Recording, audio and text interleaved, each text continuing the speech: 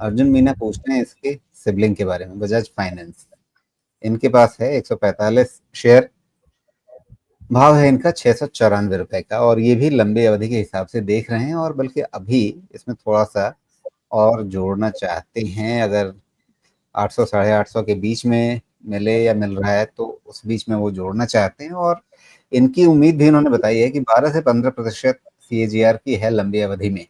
और ये 15% के आसपास अगर कंपनी ग्रो कर रही है तो क्या ये उम्मीद मतलब बिल्कुल इनलाइन है, या कहीं अ, वो जो इंडेक्स से 2% ज्यादा, ये वाली उम्मीद आपने बजाज फिंसर में जोड़ी, उसको यहाँ भी लेके चलना पड़ेगा?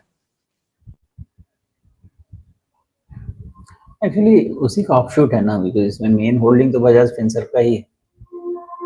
तो लेकिन मुझे ऐसा लगता है राजीव जी कि बजाज फिंसर बजाज फाइनेंस का जो वैल्यूएशन है 5.5 6 टाइम्स, ये वाला जो है थोड़ा कम करना चाहिए।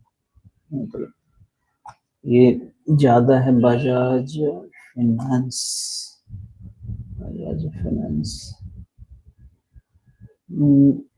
रिलेटिवली देखा जाए तो इनका होल्डिंग जो है, होल्डिंग मतलब जो प्रोमोटर कंपनी है बजाज फिंसर, वो थोड़ा बेटर प्लेस्ड है as compared to Bajaj finance. तो मैं नहीं समझता कि इतना price to book sustainable price to book है आज के तारीख में, गिवन द कंपटीशन। अभी भी 6 टाइम के आसपास ही चल रहा है, तो वैल्यूएशन इसका तो एक्सपेंसिव है। तो लंबे समय तक हो सकता है कि ये रिटर्न नहीं दे। जिस दिन ये सब 4.5 टाइम्स के पास आने लगे ना, उस दिन से सिचुएशन कंफर्टेबल होगी। उसके पहले सिचुएशन थोड़ा सा डिस्कम्फर्टिंग रहेगा। इंडस्ट्री टेलविंड आ जाए, क्रेडिट ग्रोथ आपका मान लीजिए कि फिर से 15% चला जाए, तो उसमें तो एक्सपेंशन हो सकता है ना, वो अलग केस होगा। उसमें आपका high price to book sustain होगा। लेकिन अभी जो कि 10% के आसपास का क्रेडिट ग्रोथ आपका चल रहा है इकोनॉमी का, in that scenario I think मुझे थोड़ा सा एक्सपेक्टेशन टोन डाउन करके चलना चाहिए, मुझे ऐसा लगे। जी, ओके। तो प्राइस टू बुक के हिसाब से आपको महंगा लग रहा है, लेकिन सामान्य तौर पे जो लोग देखते हैं, प्राइस टू अर्निंग देखते हैं, तो वो कहाँ एक समय, मतलब अभी ज़्यादा में नहीं हुआ, 2-3 साल पहले तक वो 100 के ऊपर चल रहा था, और वो घट करके अब 30-32 पे आ गया है। तो उस लिहाज से तो इसका वैल्यूएशन काफ़ी, मतलब थोड़ा तार्किक स्तरों पे आया है। चलिए तो यहीं पे थोड़ा सा एजुकेशन वाला भी काम कर लेते हैं। बिल्कुल, देखिए, मोस्ट वेलकम। तो प्राइस टू बुक और प्राइस टू अर्निंग में किस किस सिनेरियो में मैं देखता हूँ, आपको समझाता हूँ, अगर चाहें तो ऐसे लोग फॉलो करें। प्राइस टू बुक नॉर्मली वैसे सिचुएशन में जाया जाता है जहां पे आप एसेट्स को, आपके जो बुक्स में जो एसेट्स होते हैं उनको आप करंट मार्केट प्राइस पे रिफ्लेक्ट करके उनको एक्चुअल पोजीशन को रीड कर सकते हैं। नॉर्मली जो मैन्युफैक्चरिंग कंपनी या नॉर्मल जो कंपनीज होते हैं उनमें एसेट्स को कॉस्ट पे दिखाया जाता है, क्योंकि उनका करंट मार्केट प्राइस निकाल पाना बार बार मुश्किल काम होता है। लेकिन जितने भी आपके फाइनेंसिंग कंपनीज होते हैं, बैंक्स होते हैं, इनके एसेट्स का वैल्यूएशन करंट मार्केट प्राइस पे ही होता है। ओके, इसलिए यहाँ पे प्राइस टू बुक आपको मेरे हिसाब से ज़्यादा बेटर पिक्चर रिफ्लेक्ट करता है। इसलिए कहीं पे भी फाइनेंसिंग की बात आती है, या कहीं पे भी ऐसा जहाँ पे एसेट को करंट मार्केट प्राइस पे वैल्यू करके अभी का पिक्चर देखा जा सके, प्राइस टू बुक अच्छा जजमेंट देता है। दूसरा, ऐसे सिचुएशन में अगर कंपनी लिक्विडेशन में जाने वाली हो तो भी उस समय बुक वैल्यू के हिसाब से, या कंपनी को कुछ अर्निंग नहीं आ रहा हो उसमें भी आपको बुक वैल्यू के हिसाब से वैल्यूएशन करना ज़्यादा बेटर रहता है। मैं ऐसे करता हूँ। इसलिए पी इतना नीचे आने के बावजूद भी, चूंकि इनके बुक करंट मार्केट प्राइस पे ही वैल्यू होंगी, तो वो वैल्यूएशन मुझे सेटिस्फैक्टरी नहीं लगता। इसलिए मैं पी 32 होते हुए भी उस पर ज़्यादा मैं वैल्यू नहीं करने वाला इसको। ओके, थोड़ा सा टेक्निकली देख लेते हैं। जो वैल्यूएशन को लेकर के आपकी चिंता है, वो चीज़ कहीं न कहीं इसमें रिफ्लेक्ट हो रही है इसके चार्ट पे भी। क्यों? पहले इसने काफ़ी लंबा एक कंसोलिडेशन निकाला था 2021 अक्टूबर के टॉप से, मतलब पार करते-करते इसको लग गया 2025 की जनवरी तक का समय। और वो जो चाल थी उसको देखें तो ऐसा लग रहा है जैसे ये कोई राउंडिंग टॉप जैसा बन रहा है।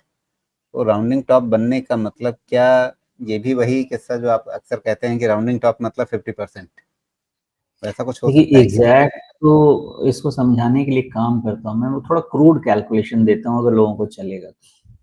900 का रफली प्राइस मान लीजिए, ओके, और ये रैली शुरू हुई 650 से मान लीजिए, तो हमारे पास 150 डिवाइडेड बाय 900, हमको 15% का गैप बन जाता है ना, ठीक है।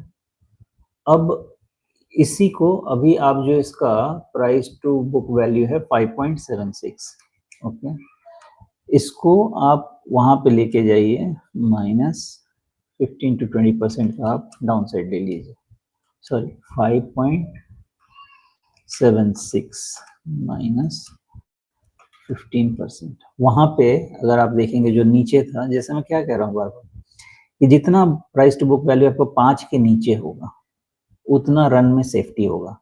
तो आपको रफ एक डिस्काउंटिंग कर लीजिए, आपको ये समझ में आएगा कि जहां से इसकी चाल शुरू हुई थी 4.5-5 टाइम्स के प्राइस टू बुक रेंज में, और अभी 5.76 चल रहा है, ठीक है, और इसका क्लोज कितना है अभी, सॉरी इसका टॉप कितने का है, करीब करीब आप इसको 1000 पकड़ लीजिए रफली, और अभी का क्लोज है करीब 9, तो 100 रुपया ऊपर, तो रफली आप 10% और ऊपर चले जाइए, तो 5.75 प्लस 10%, करीब 6.5 का प्राइस टू बुक चला गया होगा वहां पे।